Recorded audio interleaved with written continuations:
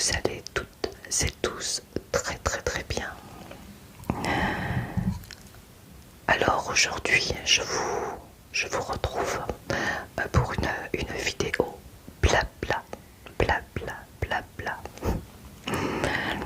Certaines et certains d'entre vous m'ont demandé si je pouvais faire une vidéo un peu comme Jean-Yves a fait, une vidéo où je parlerai un peu de mon parcours professionnel.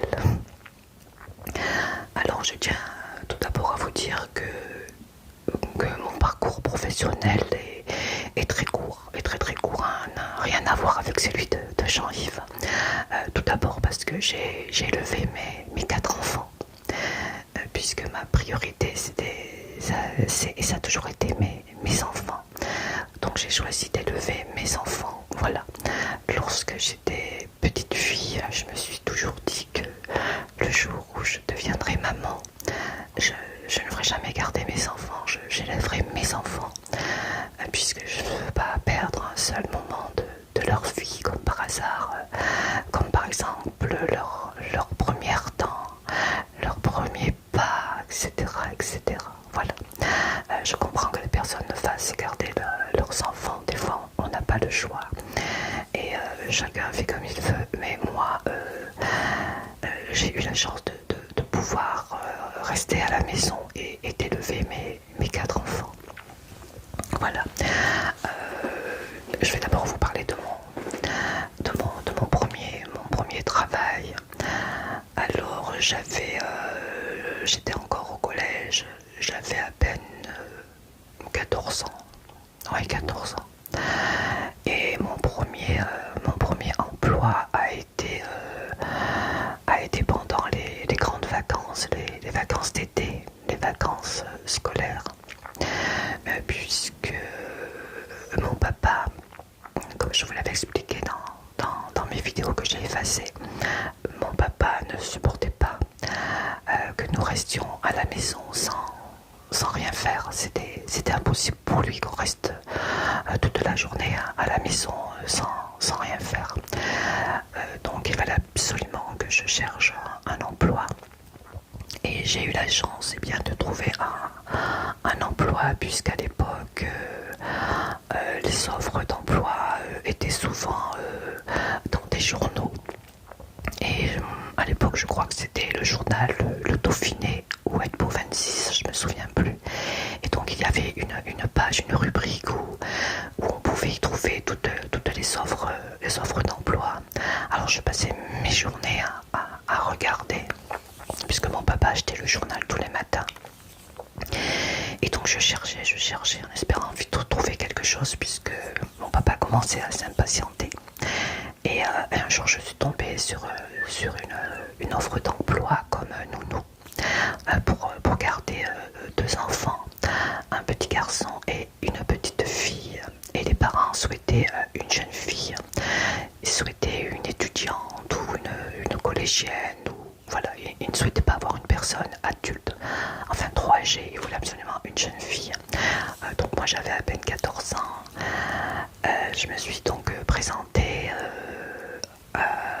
chez cette dame, enfin chez les parents, puisqu'il y avait également le monsieur, avec bien sûr ma maman, puisqu'il fallait une autorisation n'étant pas majeure. Et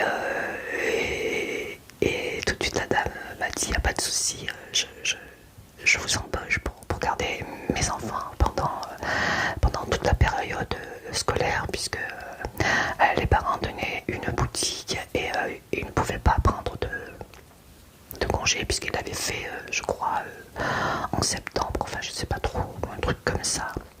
Donc c'était pendant toute la période scolaire, donc j'étais ravie. J'avais un petit travail et je me souviens lorsque je suis allée le premier jour de mon travail, j'ai mis les pieds, puisque lorsque j'étais venue avec ma maman, je n'avais pas trop eu le temps de regarder, j'étais stressée, puisque je priais pour qu'on m'embauche.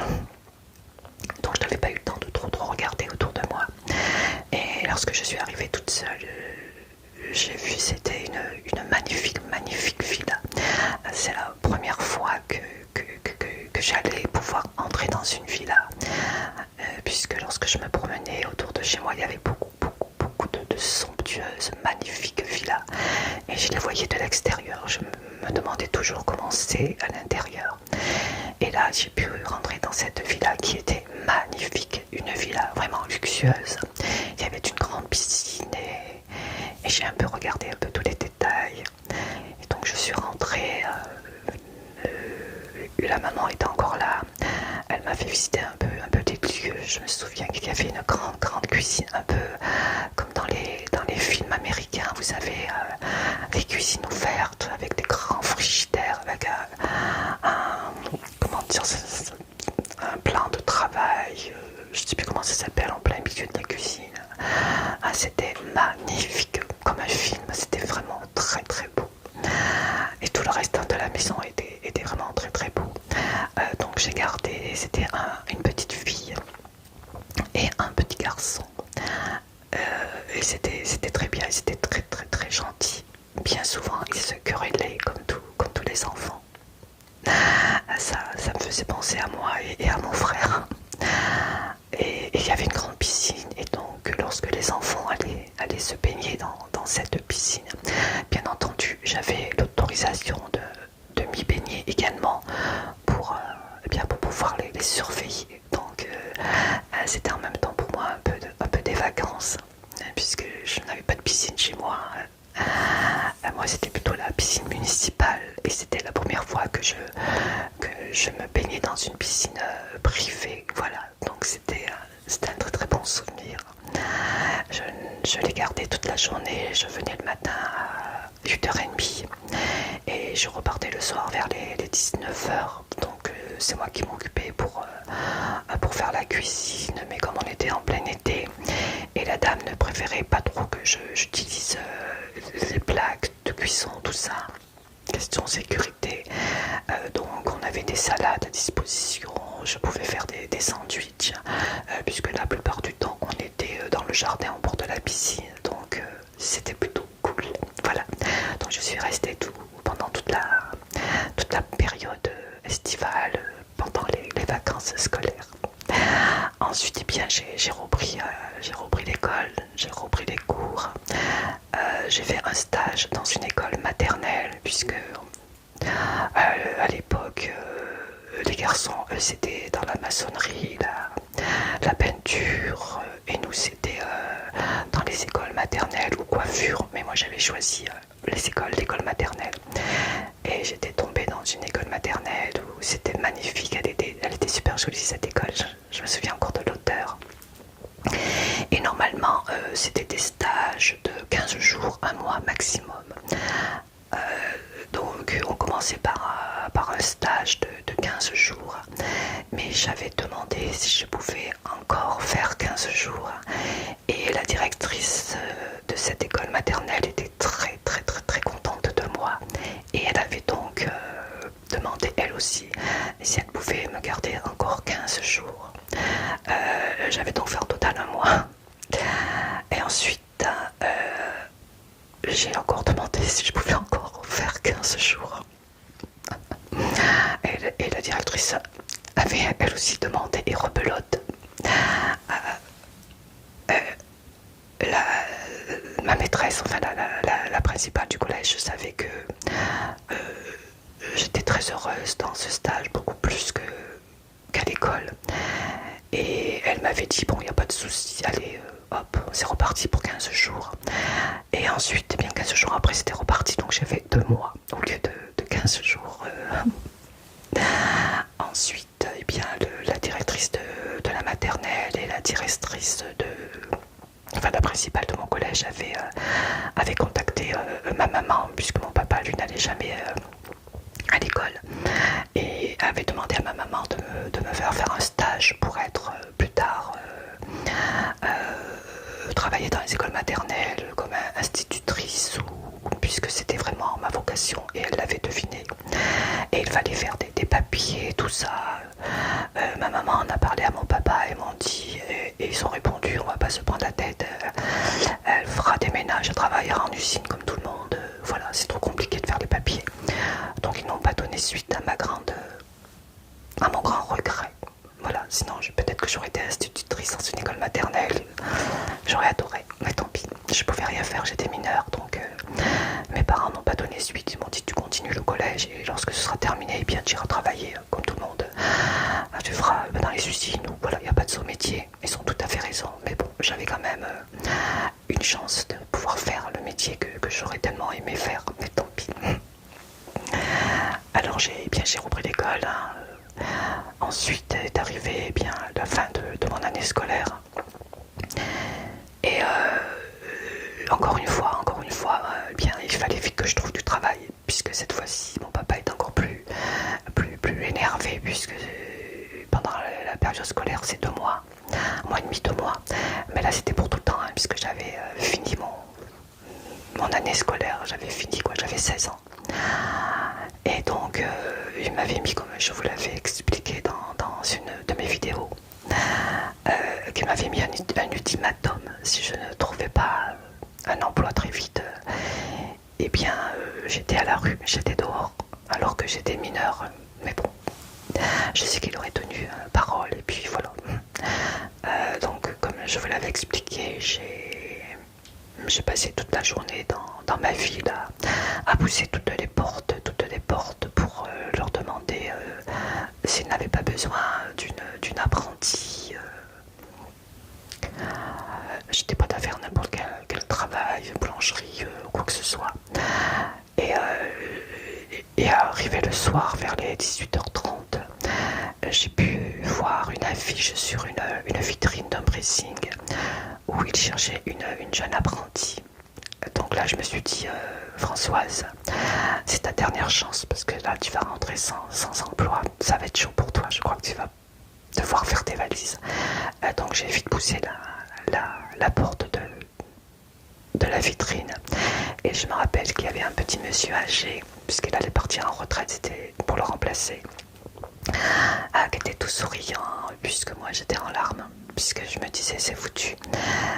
Et je comprenais pas trop ce que je disais, puisque je pleurais, j'étais essoufflée, puisque j'avais passé toute la journée du matin jusqu'au soir à faire toutes les rues de la ville, les coins, les recoins, pour essayer de trouver un emploi. Et il m'a dit calme-toi, qu'est-ce qui se passe? Alors donc je lui ai dit bien, j'ai vu sur la vitrine que vous cherchiez une jeune apprentie. Et depuis ce matin, eh bien, j'arpente toutes les rues de la ville pour trouver un emploi. Puisque si je ne trouve pas d'emploi, si je ne rentre pas sans promesse d'embauche à la maison, mon papa me mettra à la rue.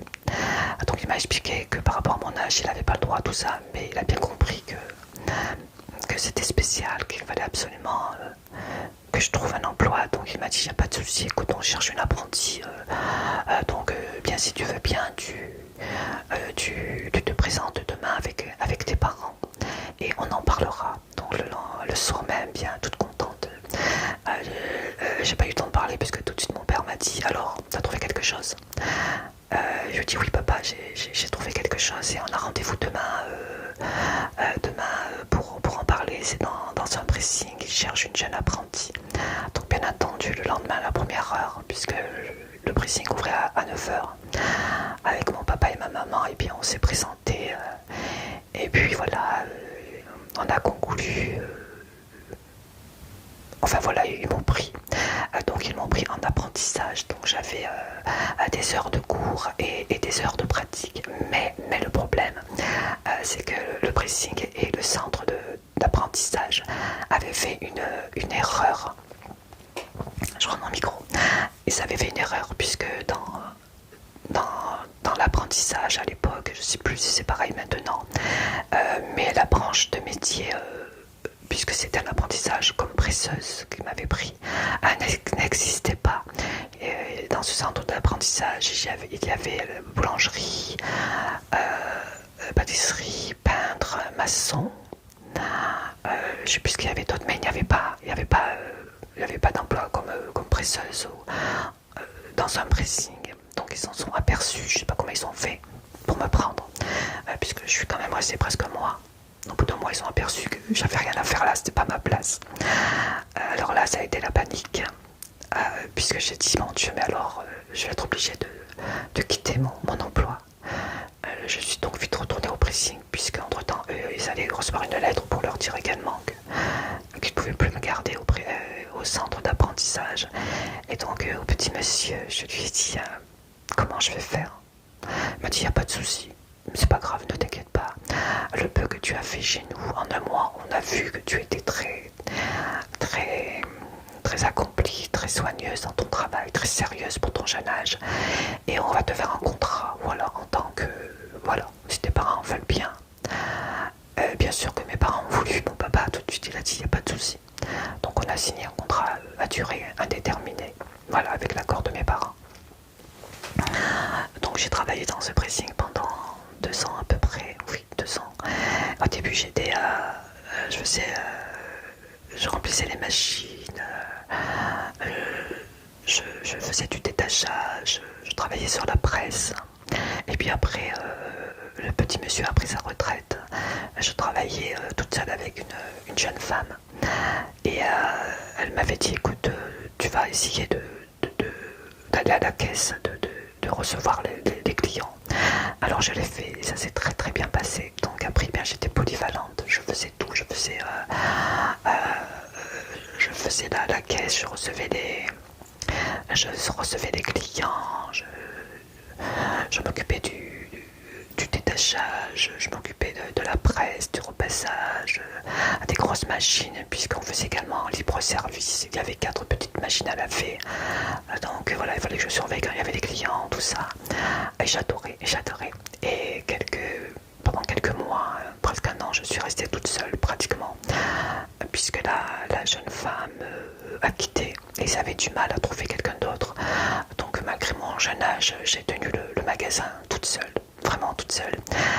Le plus stressant pour moi, c'était à la fin de la journée, il fallait que je fasse la caisse, que je compte et il fallait que je... Puisque les personnes à l'époque payaient en liquide, et il fallait que j'emmène l'argent qu'on avait fait dans la journée chez moi. Et je marchais à pied toute seule et j'avais très très peur, puisque l'hiver à 5h il faisait nuit et j'habitais pas dans la même ville, hein. Moi j'habitais à l'époque à Bourg-les-Valence et je travaillais à Valence. À pied ça faisait quand même une sacrée trotte. Donc au départ je me souviens que je l'emmenais sur moi, je regardais toujours derrière moi et que je marchais très très vite. Et puis un jour je me suis dit je veux pas toujours avoir, des fois la recette était quand même assez importante, c'était trop risqué. Alors j'ai fait une petite planque dans le pressing.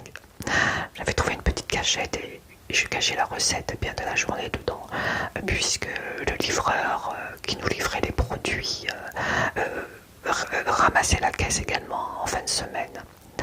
Voilà. Mais j'ai été vraiment très très heureuse de travailler dans ce pressing. J'en garde de très très bons souvenirs et j'étais très fière de moi, puisque tenir un magasin à peine 16 ans, 17 ans, c'était plutôt pas mal pour quelqu'un qui était très timide, parce que j'étais très très très timide, un petit peu sauvage, j'étais un peu sauvageonne et j'arrivais quand même à parler aux clients, puisque je livrais également, puisqu'on avait des magasins de prêt-à-porter. À l'époque c'était les jeans délavés, donc le magasin nous emmenait des jeans qu'on délavait nous-mêmes, mais ensuite il fallait leur emmener, puisqu'ils ne pouvaient pas quitter leur magasin. Donc j'allais livrer les magasins. C'était trop bien.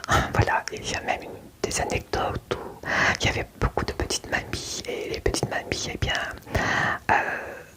elles pouvaient pas venir chercher leur linge, puisque bien souvent c'est leur fille qui nous les amenait, mais elles nous demandaient si on pouvait les livrer, puisqu'elles ne pouvaient pas toujours s'occuper de leur maman.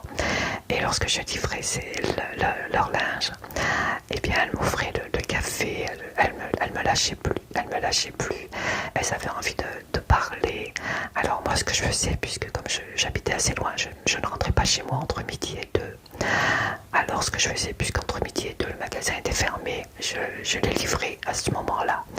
Je leur expliquais que bien je vous livrerai entre midi et 2, puisque le magasin est fermé, je pourrais rester plus longtemps avec vous pour papoter. Voilà.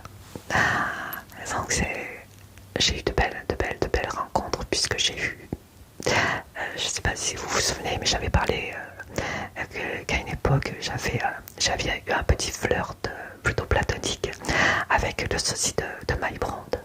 Et oui, Maïbrand. Et c'était un client justement de ce pressing. Donc j'ai de très très beaux souvenirs, vraiment très très beaux. Ensuite, eh bien, le pressing a fermé puisqu'il y avait pas mal de problèmes. L'aération ne marchait pas, ne fonctionnait pas. Et dans un pressing, il faut savoir qu'il y a beaucoup d'odeurs, que ce soit pour les détachants et puis le pressing à sec. On utilisait du perchloréthylène qui a une odeur vraiment très forte. Et je me souviens que bien souvent je rentrais chez moi en titubant parce que j'étais un peu comme droguée, un peu comme alcoolisée. Et malgré les relances qu'avaient fait bien les sanitaires, enfin les personnes qui viennent de temps en temps regarder si tout est en règle, mes patrons n'avaient rien fait. Donc après mince rappel, eh bien ils ont été obligés de fermer boutique, de fermer le pressing. Donc je me suis retrouvée à nouveau sans emploi. Voilà. Alors, eh bien, heureusement que j'avais un peu de chômage, donc mon papa, je suis restée à la maison, mais j'avais quand même un peu de chômage. Mais malgré ça, lorsque c'était l'été, eh bien, il fallait faire les fruits avec lui, les pêches. Et après, eh bien, je devais aller aider ma maman, puisqu'elle était femme de ménage, à faire les ménages aussi, voilà, pour ne pas rester sans rien faire. Donc, je faisais les ménages avec ma maman, je ramassais les fruits avec mon papa. Donc, je travaillais tout en touchant quand même de l'argent suite à mes congés, après le chômage, enfin tout ça. Mais il fallait quand même travailler. Donc voilà, j'ai fait des ménages et puis après je me rappelle que j'ai travaillé également avec mon frère en moto. Et je faisais des ménages également. Et d'ailleurs on avait eu un accident de moto qui m'avait beaucoup choqué. Mais je devais quand même travailler puisque mon papa l'exigeait. C'était très dur de travailler lorsqu'on a les genoux écorchés, les coudes écorchés, le front blessé. Mon frère me disait mais c'est pas grave, je vais les faire toute seule, je vais y aller tout seul, puisqu'on y allait encore en moto, donc il fallait que je remonte sur la moto. Mais mon père ne voulait rien savoir, c'est bon, tu vas pas en mourir, tu vas faire les ménages, et puis c'est tout, puisque mon frère partageait le salaire avec moi. Et donc voilà, il voulait que j'y aille, donc j'y allais. Donc voilà. Ensuite, eh bien, voilà, c'est pas difficile de se remémorer tous ces souvenirs. On mélange un peu les pinceaux. Ensuite, qu'est-ce que j'ai fait? Ah oui, voilà, ensuite, eh bien, j'ai rencontré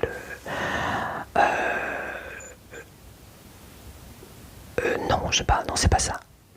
Non, voilà, donc j'ai fait ça. Après, oui, alors attendez que je ne dise pas de bêtises. Puis voilà, après bon, ben, il y avait des moments où pour les ménages, ma maman, bien c'était les congés, mon papa les fruits étaient terminés. Donc pareil, il n'y avait plus de travail, donc il fallait que je trouve vite quelque chose. Et heureusement que mon ex-belle-sœur, l'ex-femme de mon demi-frère, connaissait un monsieur qui avait divorcé. Donc il se retrouvait seul avec ses deux petites filles. Et donc il avait besoin d'une nounou à temps plein. Alors eh bien pareil, hein, mon papa m'avait dit va vite, dépêche-toi. Donc je suis allée me présenter le matin même et j'ai eu la place. C'était deux petites filles tout de suite m'ont adopté, m'ont accepté. Je me rappelle, c'était deux petites filles, une de 6 ans et l'autre de 7 ans. Je me souviens bien leur prénom, pourtant ça date. La plus petite s'appelait Valérie et la plus grande s'appelait Nathalie. Voilà. Alors, oui, elles avaient 1 an et demi à peu près de différence. Valérie, c'était plutôt le garçon manqué. Et Nathalie, c'était plutôt la petite fille distinguée, un peu bourgeoise. Elles avaient un caractère différent, mais c'était merveilleuse, vraiment merveilleuse. Et donc je les gardais bien du matin jusqu'au soir. Et bien souvent je les gardais la nuit, puisque leur papa a ensuite rencontré quelqu'un. Et bien souvent, voilà, il souhaitait bien passer la nuit avec son ami, donc il me demandait est-ce que ça vous dérangerait de rester quelques nuits avec mes filles pour les garder, tout ça. Alors moi, chez moi, j'étais pas très bien pour diverses raisons. Donc bien entendu, j'acceptais, j'étais beaucoup mieux avec les petites filles que chez moi. Et je me souviens d'une anecdote où normalement, lorsqu'on allait se coucher, leur papa avait bien dit vous ne mangez pas de sucreries, hein, surtout pas, vous allez vous coucher, mais pas de sucreries. Donc voilà, je lavais les dents, j'allais me coucher avec elle, puisqu'elle voulait que je dorme avec elle, donc j'étais au milieu avec les deux petites filles de chaque côté, c'était marrant. Et puis un jour, elle me dit ah Françoise, j'ai envie, papa il a acheté des glaces, je n'ai pas là, il saura rien, on ira se brosser les dents après. On va manger des glaces. Je dis bon ben écoute, oui, je vais vous chercher 3 glaces, parce que j'en ai pris une pour moi aussi, bien entendu. Et puis on a commencé à manger nos glaces, puisqu'on était tranquille, puis d'un coup la porte s'ouvre. Et leur papa avait oublié quelque chose. Alors on l'entend parler, attendez, je vais vous dire bonsoir les filles, c'est bon, vous êtes, je peux rentrer. Alors avec les filles, on s'est dit mon Dieu, il va voir qu'on mange des glaces, on va se faire gronder. Alors on a été paniqués, on a dit mais on va les mettre sous le coussin. On avait un gros polochon, un gros traversin, quoi, je sais plus comment on dit. Et on a mis les 3 glaces sous le traversin. Après bon ben le papa il est rentré pour leur dire bonne nuit. Il traînait un peu, et nous on pensait à nos classes. Demandait si tout allait bien, si moi ça allait bien, si j'avais tout ce qu'il fallait, enfin, etc., etc. Ensuite, bon, ben, il est parti, il nous a dit bonsoir.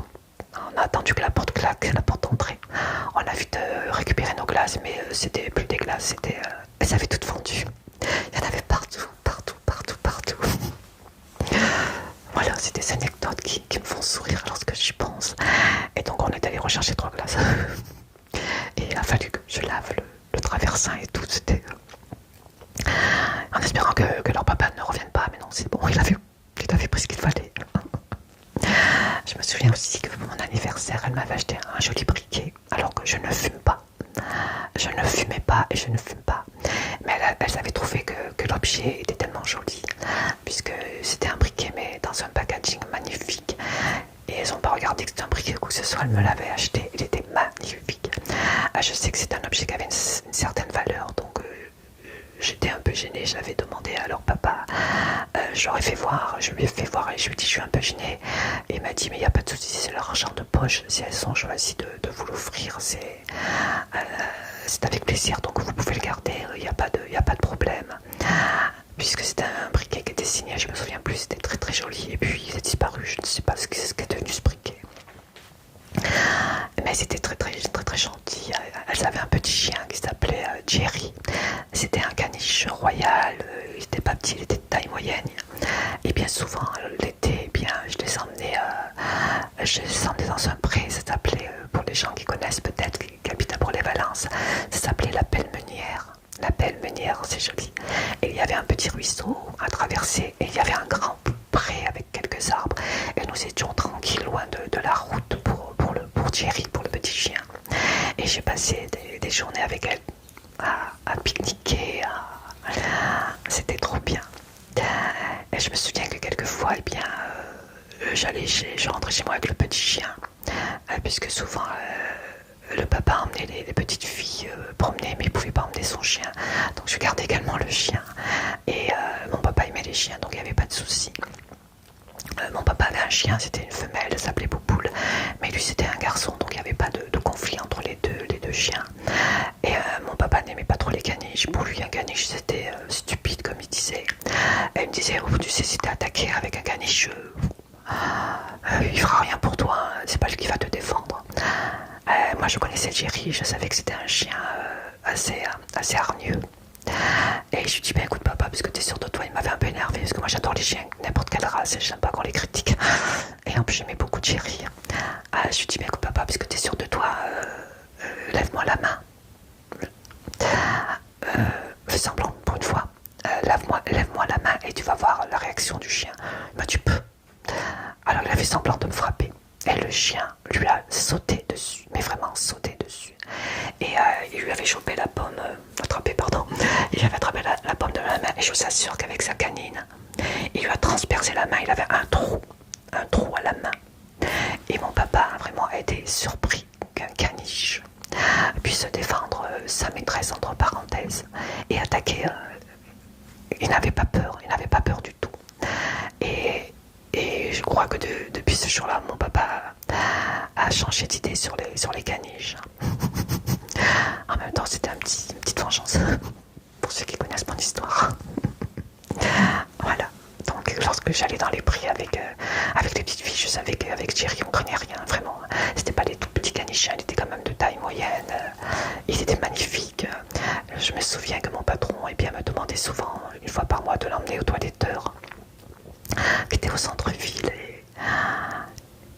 Mais je ne sais même pas quand il était tendu, puisqu'il était beaucoup plus beau. Voilà, mais c'était toujours Jerry. Donc je m'occupais du chien et des petites filles. Et puis je me souviens une année, pendant les vacances d'hiver, mon patron m'avait demandé si j'étais d'accord de rester une semaine, 15 jours même, à la montagne avec les petites filles. Donc j'en avais parlé avec mes parents. Mes parents, de toute façon, ça leur était égal que je sois à la maison ou pas. Donc ils avaient dit oui, pas de problème. En plus, c'est pour travailler, donc ça, c'était bien. Donc il avait loué une chambre dans une auberge. Donc comme un hôtel, on avait une chambre. Et c'était à Villard-de-Lans. Donc je suis restée 15 jours toute seule avec les petites filles à Villard-de-Lans. Et une anecdote également, elle voulait se promener. Moi je ne connaissais pas du tout l'endroit, hein, puisqu'on n'était pas dans le centre-ville de Villard-de-Lans, on était en dehors et on n'avait que des montagnes autour de nous. C'était une toute petite auberge, vraiment très très belle. Je me souviens que la patronne, c'était une dame très très très très très très gentille. Et donc, eh bien, je dis, bah, écoutez, on va aller promener. Je les avais donc, on se promenait, et puis soudain, j'avais vu un petit chemin comme ça qui montait. Je dis, ben, on va prendre ce chemin, on verra bien où il nous mène. Et ce chemin nous amenait tout droit dans la montagne. Voilà. Donc on s'est promené dans la montagne. La nuit commençait à tomber. Et je leur ai dit, oh ben on va rentrer à l'auberge, puisque de toute façon, ils vont nous attendre pour souper. Et je ne retrouvais plus le chemin. Voilà. Tous les bois, tous les sentiers se ressemblaient. En fait, eh bien, j'étais perdue. Je m'étais perdue avec les petites filles. Et donc, j'ai dit, ben on rentre. Et à chaque fois, elle me disait, mais Françoise, on est déjà passé par là. Je dis, non, tous les paysages se ressemblent en montagne. Vous savez, vous inquiétez pas, tout va bien. Et je tournais en me disant, mais mon Dieu, comment je vais faire? Il faut surtout pas qu'elle s'aperçoive qu'en fin de compte, on est perdu. En plus, c'était la montagne, c'était l'hiver, donc il y avait de la neige. Elle commençait à avoir froid et faim, moi aussi. La nuit tombait, donc dans la montagne, croyez-moi, ça fait peur. Après la nuit est tombée, voilà, on s'est fait avoir. Et là, elle commençait à dire, mais Françoise, on s'est perdu. Hein. Dis-le nous. Dis non, on s'est pas perdu, on est bien. Elle trouvait bizarre parce qu'il faisait froid quand même, il faisait nuit. Je dis non, vous inquiétez pas, on n'est pas perdu. Si on était perdu, je vous le dirais. Non, vous inquiétez pas, je suis là. Rien ne peut vous arriver. Mais dans ma tête, je me disais, mon Dieu, comment je vais faire? À l'époque, nous n'avions pas de téléphone portable.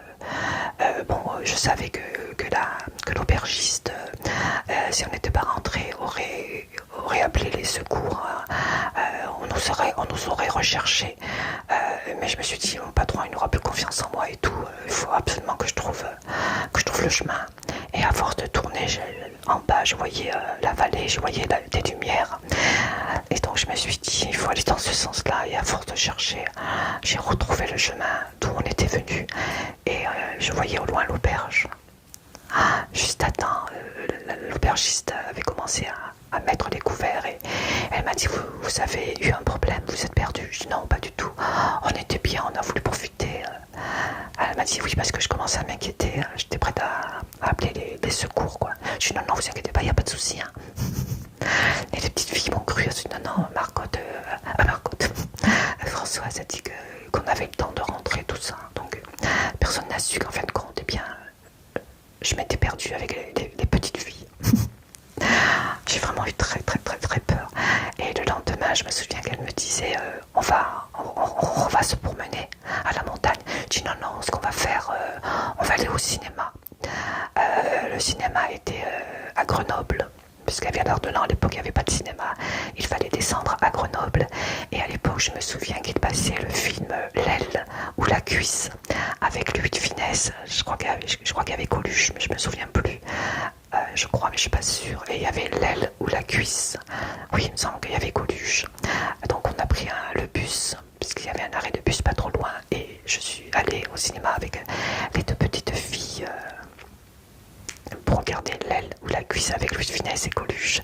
Et là aussi une petite anecdote, j'ai eu très peur également, puisqu'il y avait trois jeunes hommes de mon âge, on peut appeler ça des loupards, qui faisaient un petit peu les malins, comme ils étaient en bande, tout ça. Ils commençaient à me chahuter, à me draguer, entre parenthèses, mais très pas galant du tout, hein, vraiment un peu mal poli sur les bords. Et je me souviens que les petites filles ont eu peur, ils ont dit Françoise, ils sont méchants avec toi, on a peur et tout. Et je sais pas comment j'ai fait, je suis devenue agressive, puisqu'au départ j'avais peur, puis après j'ai dit ils font peur aux petites filles, qu'ils fassent peur à moi, c'est pas un problème, mais pas aux petites filles. Alors là je me suis énervée, et même s'il y avait trois garçons en face de moi, beaucoup plus grands que moi, vraiment je me suis énervée, et je sais pas ce qu'il leur a pris, ils sont partis. Ils ont eu peur. Et après le bus est arrivé. Ouf. Voilà, donc ensuite eh bien, on s'est promené un petit peu autour de l'auberge, on a fait des jeux, puisqu'il y avait pas mal de tempêtes à l'époque, de chutes de neige. On faisait des jeux à l'auberge, dans nos chambres. C'est un bon souvenir malgré ces deux petits problèmes. Et le patron n'a jamais rien su. Voilà. Ensuite, eh bien, je continue à les garder, et puis leur papa a rencontré quelqu'un. Enfin, il avait déjà rencontré quelqu'un, puisque c'est pour ça que je l'ai gardé la nuit. Mais il avait décidé eh bien de faire sa vie avec cette personne-là. Et en plus, il était employé dans un atelier de couture de prêt-à-porter. Et c'était son ex-beau-père. Donc le fait qu'il ait rencontré quelqu'un et qui souhaitait se remarier, ça avait fait des conflits avec son ex-beau-père. Donc il avait quitté son travail et il avait trouvé un travail dans une autre ville, c'était à Nantes. Et en plus, comme il avait trouvé quelqu'un, il avait plus besoin de nounou pour s'occuper de ses filles. Donc j'ai eu, avec beaucoup de regrets, j'ai été obligée de quitter cet emploi. Je me souviens le dernier jour, je les aidais à ranger la vaisselle pour leur futur déménagement. Et on a toutes les trois pleuré, même le chien, même Thierry. Nous voyait pleurer, gémissait. Et c'était douté qu'il n'allait plus jamais me revoir. Et ça a été un déchirement, mais vraiment un déchirement. Je les considérais comme mes petites sœurs.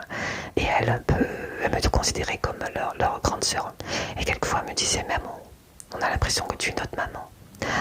Puisque leur maman, elle les voyait pas beaucoup, puisque c'était une dame qui avait des problèmes mentaux. Donc elle les voyait très rarement, et je pense que je leur avais apporté une présence féminine. Voilà, donc ça a été très très très dur, j'ai été très très triste de les quitter, vraiment. Elles m'avaient donné leur adresse, et je crois que je l'avais perdue, enfin je sais plus, j'ai plus de nouvelles depuis. Mais c'était un très bon souvenir, ces deux petites filles. Voilà, Valérie et Nathalie. Ensuite, eh bien, grobelotte, je me suis trouvée sans emploi. Donc, j'avais bien sûr le chômage. Hein, ensuite, j'ai rencontré bien le papa de mes enfants. Entre-temps, j'avais rencontré Jean-Yves, tout ça, mais je veux pas. Je suis là pour vous parler plutôt de mon parcours professionnel. Donc, avec Jean-Yves, ça n'a pas marché, tout ça. Ensuite, j'ai rencontré le papa de mes enfants. Donc, je me suis mis en couple avec lui. On s'est mariés et je suis tombée enceinte très très très vite. Enceinte de deux jumeaux, un garçon et une fille. Et à ce moment-là, je me suis dit, comme je me l'étais toujours promis, je ne travaillerai pas, je m'occuperai de mes enfants. Le papa était d'accord, puisque financièrement, il travaillait, on n'avait pas de problème financier. Donc j'ai arrêté de travailler pour m'occuper de mes jumeaux, un garçon et une fille. Ensuite, Je suis tombée aussi enceinte, ils avaient 3 ans, 4 ans, d'une petite fille que j'ai perdue au bout. Elle avait 3 jours. Voilà. J'ai voulu retravailler pour oublier un peu tout ça, même si on n'oublie jamais.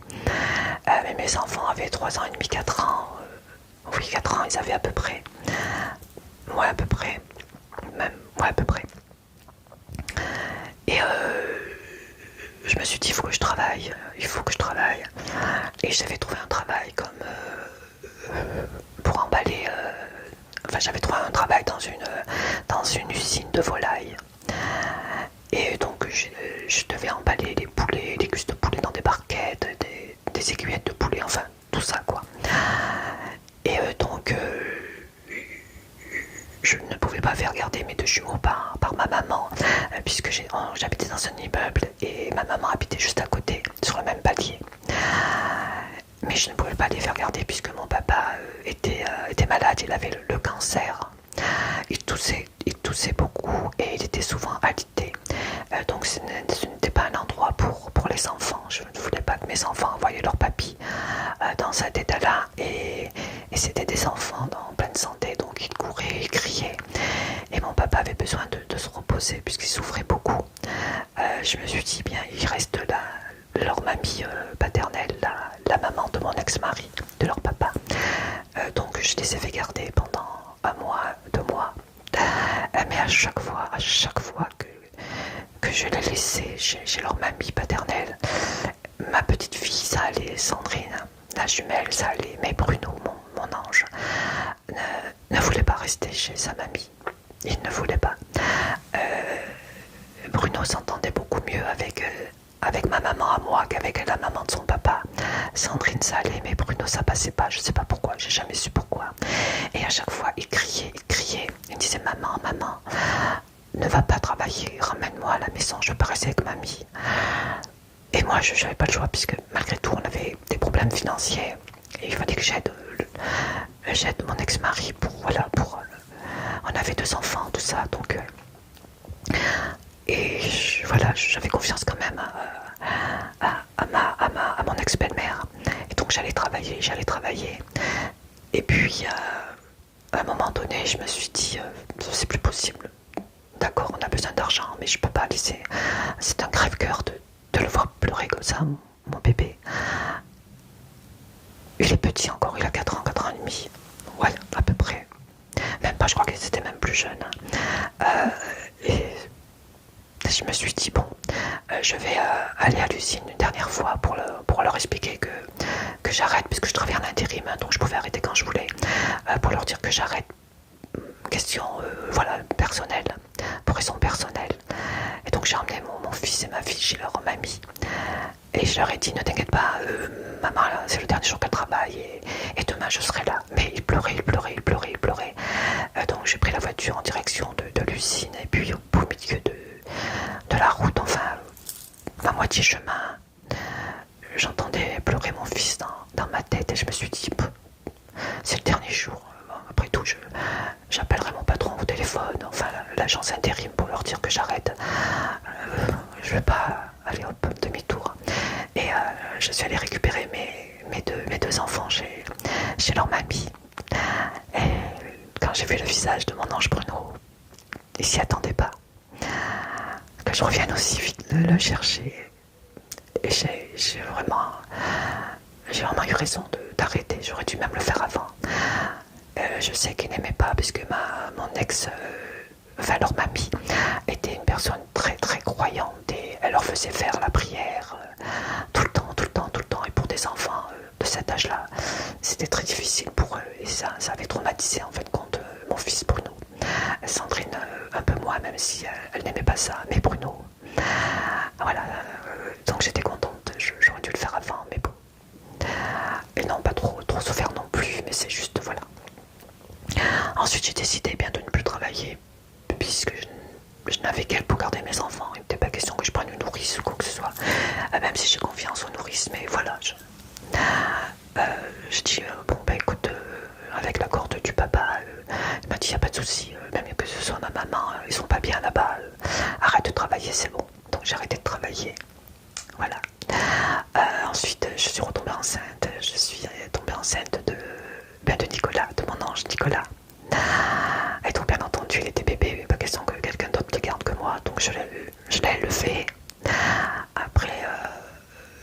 je suis retombée enceinte de ma fille Nadège, ma dernière. Et oui. Et pareil, hein, puisque c'était petit, je l'ai gardé, je l'ai élevé. Ensuite, qu'est-ce que j'ai fait à partir de ce moment-là? Oui, après j'ai divorcé avec leur papa. Donc je me suis retrouvée toute seule. On était propriétaires, on avait fait construire, donc on a vendu la maison. J'ai donc déménagé dans une autre ville avec mes deux enfants, puisque Sandrine, entre-temps, elle avait grandi, elle était en couple, elle a eu un bébé. Bruno n'était pas avec moi pour des raisons que je n'ai pas envie d'en parler. C'est sur mon livre. Donc j'avais Nicolas et Nadège. Donc j'ai emménagé avec mes deux enfants et à ce moment-là, même si j'avais une petite pension alimentaire, c'était dur, donc j'ai décidé de travailler. Et je n'ai trouvé que des ménages. Voilà, j'ai trouvé des ménages, une entreprise de nettoyage. C'était deux frères très très très gentils. Leur agence était dans une autre ville assez loin, mais bon, les chantiers, puisqu'on appelait ça des chantiers à l'époque, étaient aux alentours, hein, pas très loin. J'avais une voiture, donc je travaillais, je faisais les ménages, je mettais mes enfants à la cantine, tout ça. Nicolas avait 15 ans, 16 ans à l'époque. Nadège, elle avait 10 ans, 9 ans, 10 ans.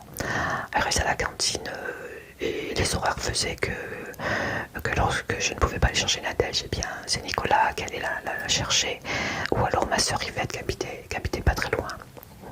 Donc j'ai fait des ménages, j'avais des ménages, un chantier dans un laboratoire. C'était le chantier que j'adorais le plus, puisque c'était tout blanc, tout frais. Je me demandais même pourquoi je venais, puisque c'était toujours propre.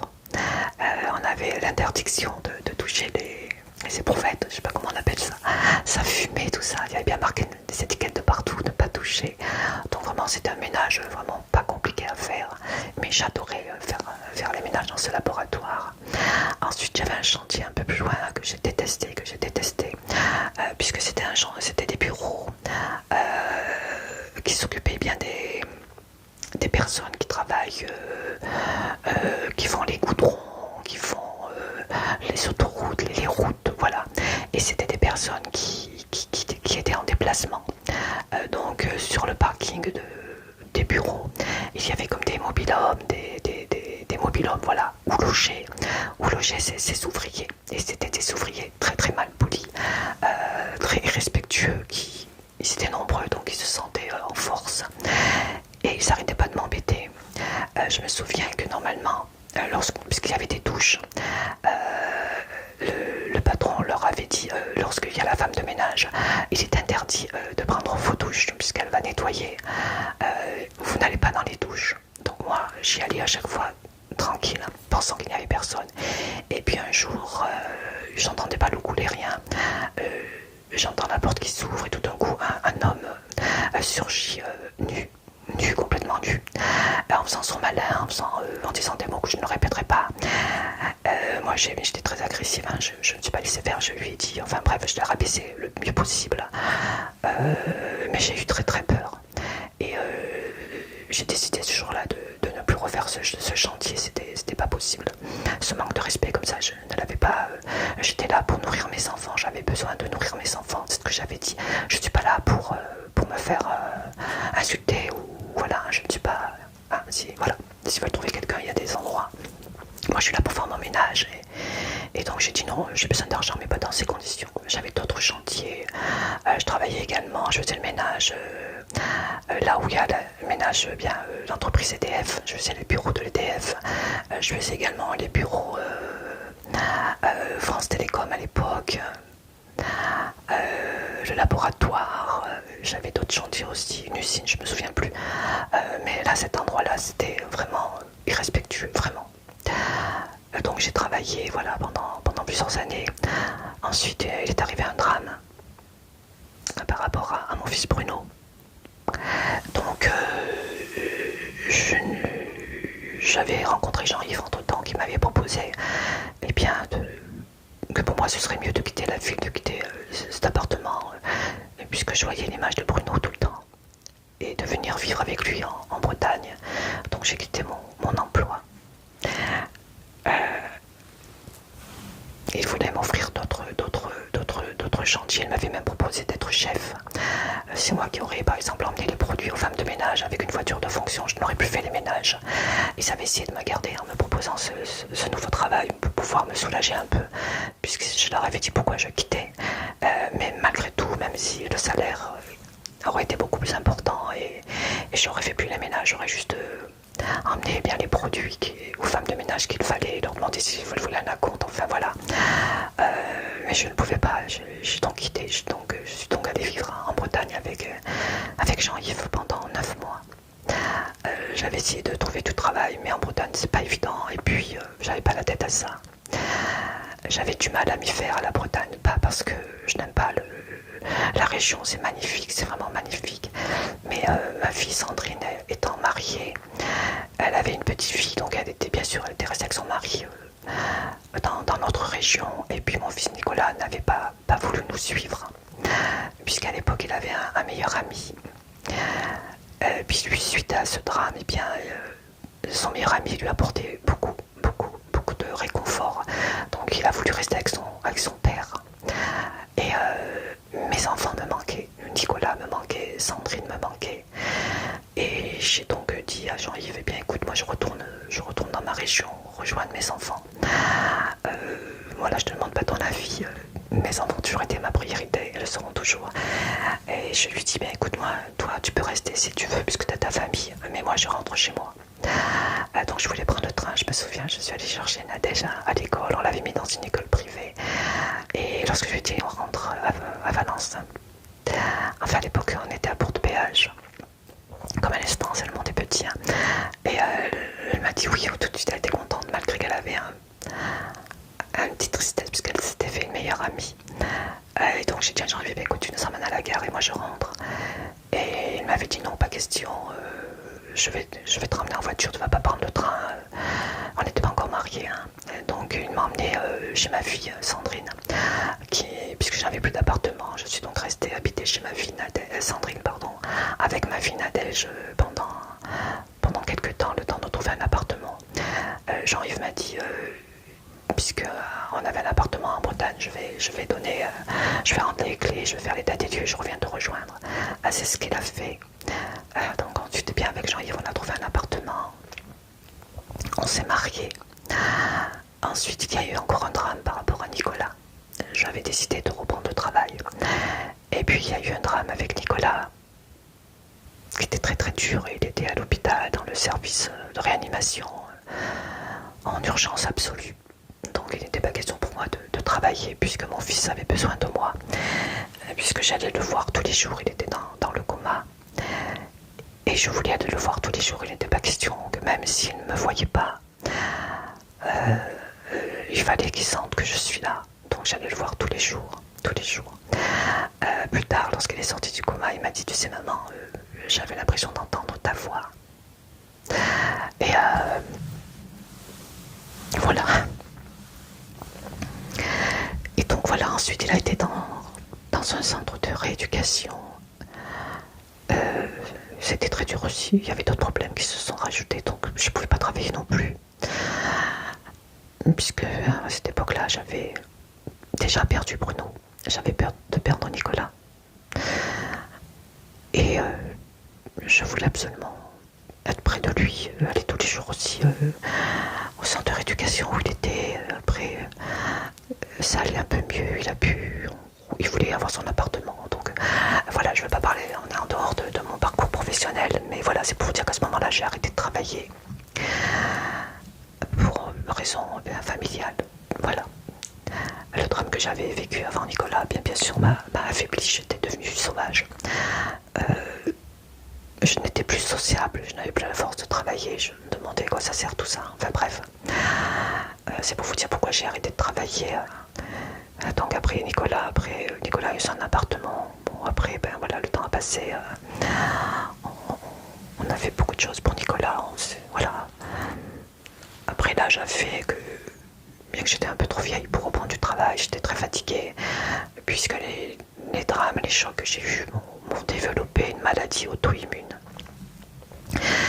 m'affaiblit beaucoup. Donc voilà, j'ai décidé de plus travailler. Bon, je touchais le chômage, je touchais.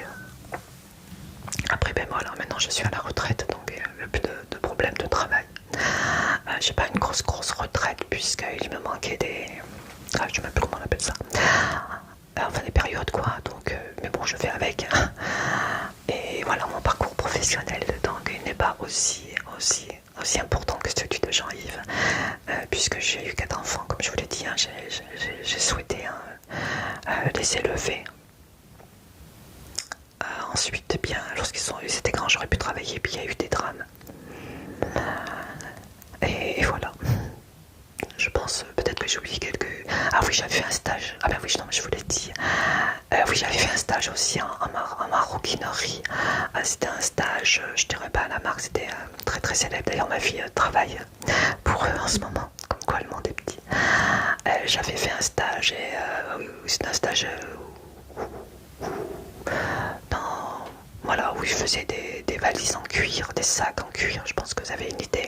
Et je me rappelle qu'il fallait, je me souviens plus si c'est avec 2 aiguilles ou 3 aiguilles, il fallait coudre, on cousait des poignées de valises avec 3 aiguilles, donc il fallait faire à l'envers, enfin un système, et à chaque fois, je me piquais le doigt et je saignais. Et surtout, il ne fallait pas tacher le cuir, sinon il fallait le jeter, et au prix du cuir. Donc j'essayais, mais j'y arrivais pas, je sais pas, mon cerveau n'arrivait pas à travailler avec trois aiguilles, vraiment j'y arrivais pas. Et pourtant j'ai essayé, hein. Donc au bout d'un moment, ils m'ont dit, écoutez, c'est pas qu'on veut pas vous garder, mais on a jeté pas mal de pièces de cuir à cause de vous, puisque vous avez taché, puisque vous avez saigné. Donc le stage n'est pas favorable, mais même s'il avait été, moi-même, j'aurais pas continué. C'était trop délicat, vraiment trop délicat. C'est un beau métier. Hein. Franchement, je félicite les gens qui travaillent dans ce métier-là, parce que moi, je sais que le stage, je l'avais fait à la main, pas avec une machine à coudre. Hein. Voilà, pour pas casser le cuir, pour pas. Voilà, le cuir, c'est très difficile à travailler. Donc j'avais fait ce stage. J'ai dû faire 1 mois, 2 mois, voilà. Mais rien à faire. Hein. Donc voilà. J'ai peut-être oublié quelques petites entreprises où j'ai travaillé, mais je pense pas. Femme de ménage, pressing, après j'ai été gérante presque. Oui, qu'est-ce que j'ai fait d'autre? Les usines de volaille. Ouais, voilà. Je pense pas en avoir oublié, au pire si j'en ai oublié, c'est pas bien grave, voilà. J'espère bien que cette vidéo vous sera relaxé, que vous aurez un peu compris mon parcours. Hein. C'est un petit peu, comme disait Jean-Yves, c'est pas évident de tout remettre en ordre. Après toutes ces années, on a des oublis. Mais je pense vous avoir tout dit. Voilà. En tout cas, j'espère que cette petite vidéo vous sera détendue, vous sera plu. Peut-être vous aura-t-elle aidé à en apprendre un peu plus sur moi. Voilà. Moi maintenant, eh bien, je profite de ma retraite tranquillement, tout doucement, et je vous fais des vidéos. Voilà. En tout cas, je vous embrasse très fort, et surtout, prenez bien soin de vous et des personnes que vous aimez. Je vous dis à très vite.